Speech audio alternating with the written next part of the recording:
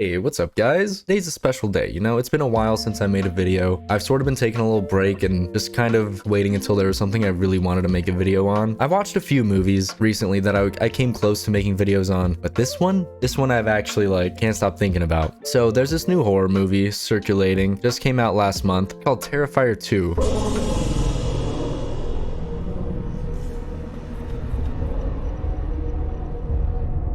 And the way I heard about it, I'm sure a lot of you have heard, it was circulating that people were fainting, some people being wheeled out of the theater because of how gruesome this movie was. And I don't know about you guys, but when I heard that, immediately I was like, I have to see this. I'm extremely squeamish. I don't know why I thought it would be a good idea. In my head, if something can show at a theater, there's no way it can be that horrible. Then I watched this movie and I'm honestly a changed man. I watched it at home, I rented it, and I spent most of the movie pacing back and forth watching in my peripheral. The gore in this movie, I don't know how to explain it other than it's exactly the type of gore I never want to see or think about. They dug into my brain and was like, what the fuck would make this dude just want to clench up and vomit everywhere? So anyway, when I heard about this new movie Terrifier 2 affecting people at the theater that much, I went back and I was like, well, I gotta watch the first one.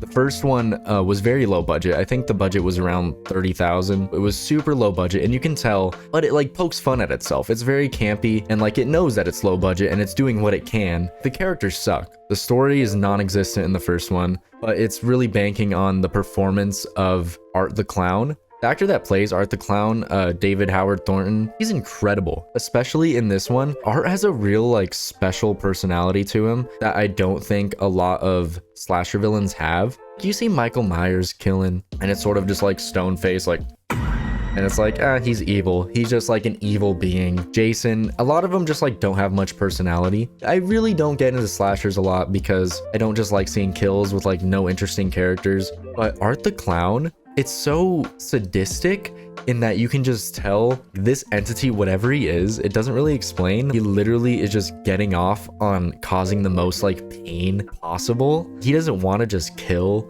He wants to put people through the most pain they could possibly feel and then kill them. It seems when he kills someone in a more normal way, a gunshot or something, he's not really satisfied. It's just whatever. But anyway, first one aside, first one was good. I liked it. I love Art the Clown. He's a really funny and mischievous guy. He's having fun with what he's doing. You can tell he's having a lot of fun.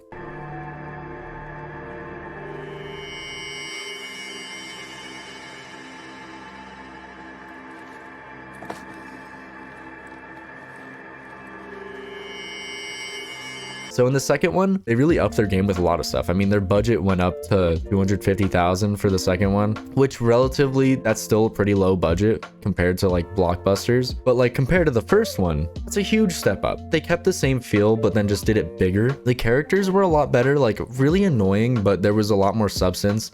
And this one sort of played a lot more like an actual horror movie, the first one, you kind of don't know where it's going. The people that you assume are the main characters that are gonna get hurt but survive in the end just die halfway through, and then you're oh, okay, this other person that just came in is the main character apparently. But in this one, the main characters get introduced. You can see a pattern in the movie where it's okay, these people are acting like assholes right now. They're obviously gonna die. So yeah, I liked this one, that it felt more like a full-fledged reimagining of what they could do in this universe with him. There's spoiler warning. I'm gonna give it now. I haven't really delved into spoilers yet, but fair warning, I'm gonna dive in.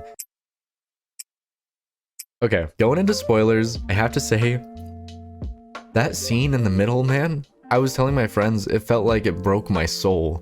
Seeing the things he did to that woman. I don't remember her name. Honestly, I don't remember any characters' names, and I don't think it really matters. There's main girl that is a hero for some reason.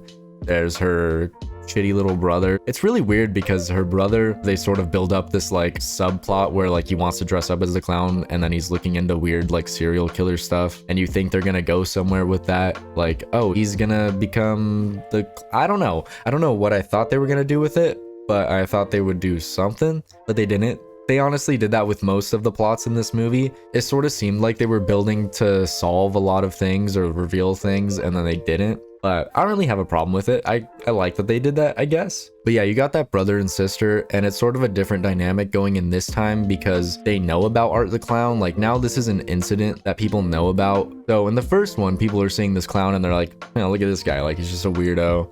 Like, why you got that weird clown makeup on? Why you got that big bag? There's not weapons in there, is there? But now people know, so they see him and they're like, that's fucking Art the Clown, dude. We're gonna die a horrible death right now. So yeah, it's a weird different dynamic because like in the first one, there was like that really cool scene of Art sitting across from them in the pizza place and he's just staring and doesn't break eye contact. They don't know who he is yet or anything, so it's not like they're that freaked out. Like it's freaky, but they're not like, oh, this guy's gonna kill me. So that sort of stuff doesn't really happen in this one because people know. So there's a plot in this one and there's some weird stuff about like the main girl's dad being an artist and he killed himself, and he has this sketchbook where he has drawings of all the kills from the first movie, and he has a drawing of Art the Clown, and they sort of build that up and you don't know, I don't know where they were going with it. Like for a second I thought, are they saying he is Art the Clown because they said they never found his body? So I don't know if that's where they were sort of alluding to, but the dad thing was kind of weird.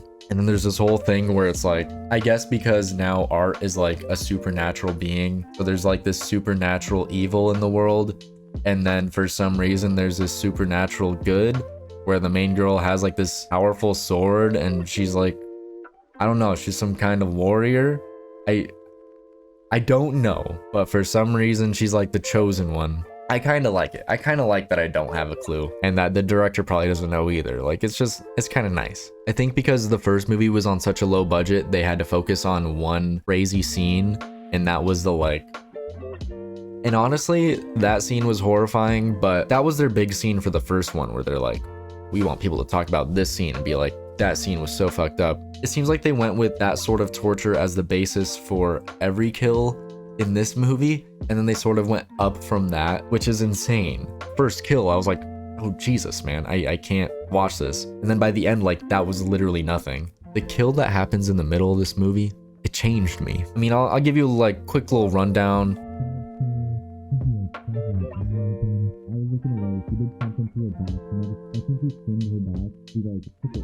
And tore it down the middle this way?